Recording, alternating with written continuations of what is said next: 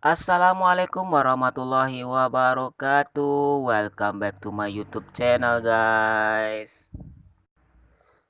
Ya, siapa yang tidak kenal dengan politik? Politik adalah segala sesuatu yang sangat sensitif untuk diperbincangkan.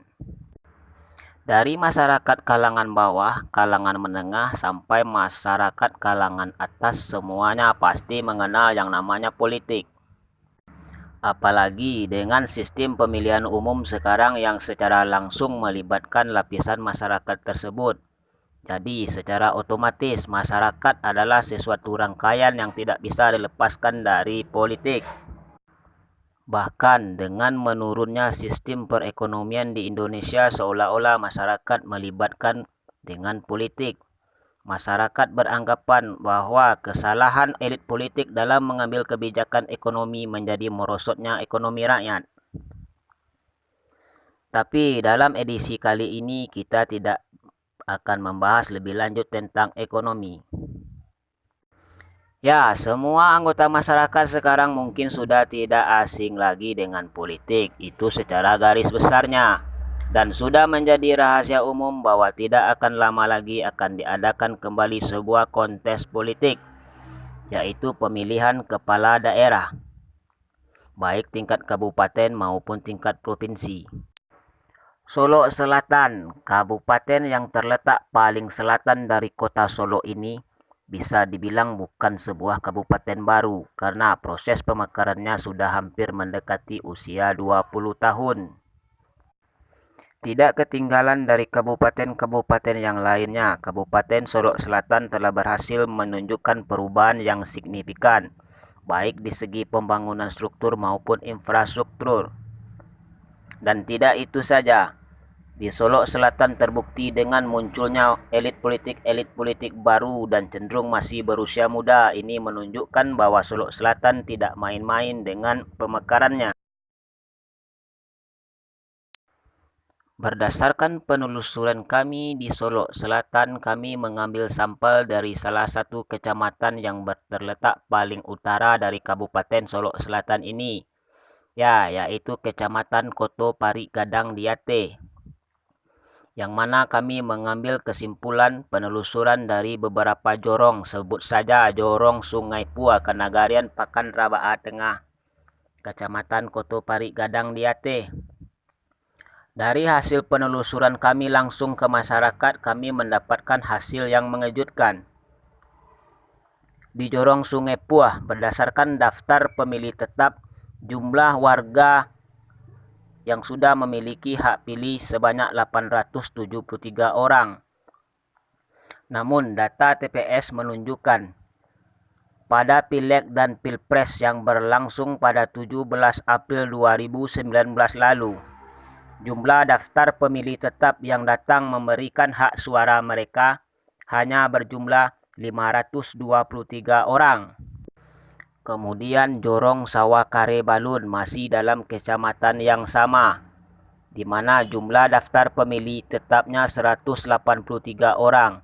Sementara yang hadir ke TPS untuk menunaikan hak suara mereka hanya 122 orang. Ini menunjukkan bahwa minat masyarakat terhadap pemberian suara mereka semakin menurun. Lalu, apa penyebabnya kira-kira, guys?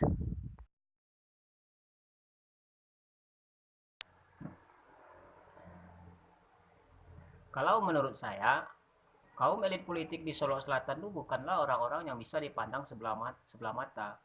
Mereka telah membuktikan bahwa mereka adalah orang-orang terbaik yang terpilih dari 80.000 atau sekitar 70.000 sampai 80.000 masyarakat Solo Selatan. Mereka keluar sebagai orang-orang terbaik. Jadi elit politik yang ada di Solo Selatan ini bukanlah orang-orang yang istilahnya bisa diremehkan. Mereka semuanya orang hebat. Kalau yang menjadikan menurunnya tingkat kepercayaan warga masyarakat terhadap tokoh-tokoh pemimpinnya itu, saya rasa penyebabnya adalah ketidakpahamannya masyarakat terhadap sistem atau pola dalam pelaksanaan sebuah pemerintahan daerah. Itu penyebabnya. Mereka tidak pernah dicerdaskan untuk mengetahui bagaimana sistem yang ada di Solok Selatan itu sendiri. Contoh seperti rencana anggaran pembangunan. Sebagaimana yang kita ketahui itu pembahasan anggaran itu adanya cuma 2 kali setahun. Seperti yang saya dapat pengalaman 2 kali dalam setahun. Itu APBD awal dan penyusunan anggaran perubahan. Sementara masyarakat tidak paham dengan itu. Seperti contoh, pada pemilihan 17 April 2019, maka terpilihlah orang-orang terbaik yang menjadi wakil rakyat di Dewan Perwakilan Rakyat. Dan 17 April 2019 pemilihan. Pada bulan Agustus pelantikan. Masyarakat berasumsi pada bulan September, Oktober, November, dan Desember 2019, orang-orang yang mereka pilih tersebut sudah harus membuktikan atau merealisasikan apa-apa yang mereka janjikan. Padahal mereka belum terlibat secara aktif dalam proses pembangunan. Jadi seolah-olah masyarakat mengindikasikan bahwa mereka tidak merealisasikan janjinya. Padahal mereka belum dikasih waktu atau belum terlibat langsung dalam realisasian tersebut. Kalau bicara untuk kedepannya Solok Selatan kalau menurut saya itu butuh sosok pemimpin yang punya karakteristik tuh pembaharuan, bukan sekedar pembangunan. Kenapa?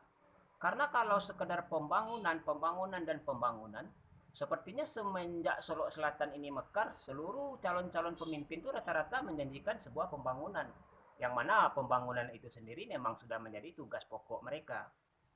Jadi untuk kedepannya sepertinya Solok Selatan butuh tokoh yang istilahnya punya jiwa pembaharuan, bukan sekedar pembangunan aja. Jadi pembaharuan dengan pembangunan itu beda. Jadi pembaharuan di sini dimaksud adalah yang bisa memberikan terobosan-terobosan inovasi-inovasi baru yang istilahnya bisa mengejutkan bagi masyarakat. Kemudian kalau dirata-ratakan, itu masyarakat Solok Selatan itu rata-rata adalah kaum milenial. Apa yang dimaksud dengan kaum milenial? Kaum milenial itu adalah orang-orang yang lahir pada tahun 8081 sampai yang lahir 1998. Artinya yang berusia 18 sampai 37 atau 38 tahun itu tergolong generasi milenial. Dan sebagai generasi milenial itu biasanya akan menilai sosok figur itu adalah orang-orang yang bisa bicara fakta dan punya landasan hukum. Jadi akan bicara soal peraturan, akan bicara soal kebijakan berdasarkan landasan yang jelas, aturan yang jelas.